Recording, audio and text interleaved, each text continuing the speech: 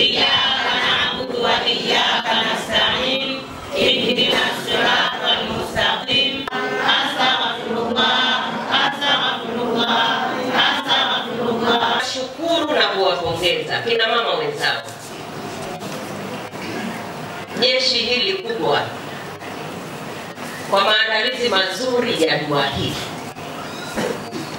Mimi mmenileta mahali ambapo ni salama sana kwao. Mlichokiandaa ni dua kwa ajili ya Mheshimiwa Rais wetu Dr. Samia Suluhu Hassan. Mmeangalia na mkaona kina mama kwamba ni wakati na ni wakati sahihi wa kumwombea rais wetu dua. Na mimi niwaambie, kwa sababu nilikuwa mmoja wapo kwenye dua yetu ni makubwa.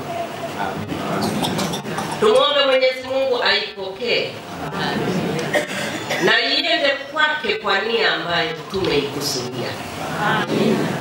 Na ninaamini Mheshimiwa Rais alipo atafarijika na dua hiyo, kwa sababu si dua iliyosomwa kwa ria, ni dua iliyosomwa na watu ambao wana nia madhubuti, sio nia ya kuonekana.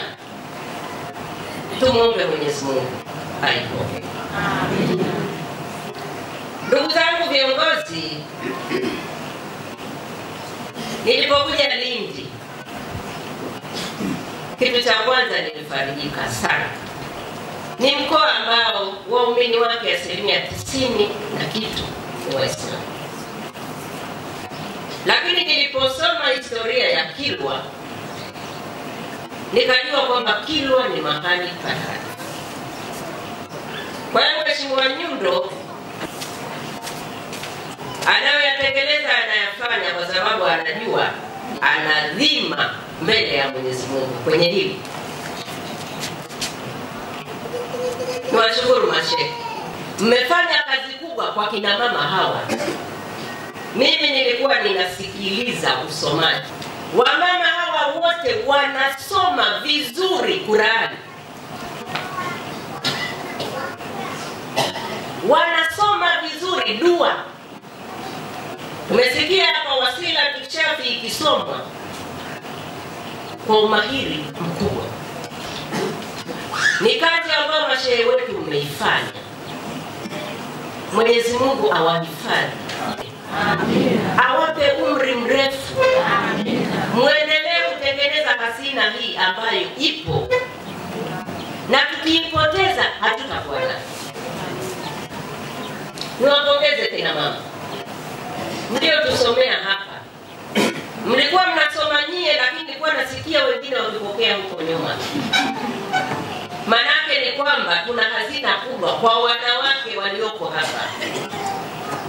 Mwenyezi Mungu awahifadhi, Mwenyezi Mungu awatunze. Amina.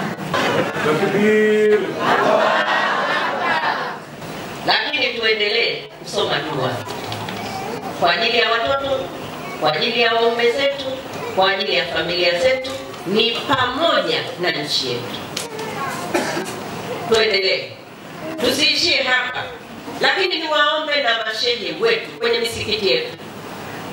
Tumeanza leo kumwombea dua Dr. Samia Suluhu Hassan. Niwaombe sasa kila Ijumaa tukitoa salamu, kukiwa na matangazo, kukiwa na dua zingine, angalau tutoe dakika 5, dakika 10, tuendelee kumwombea rais wetu dua.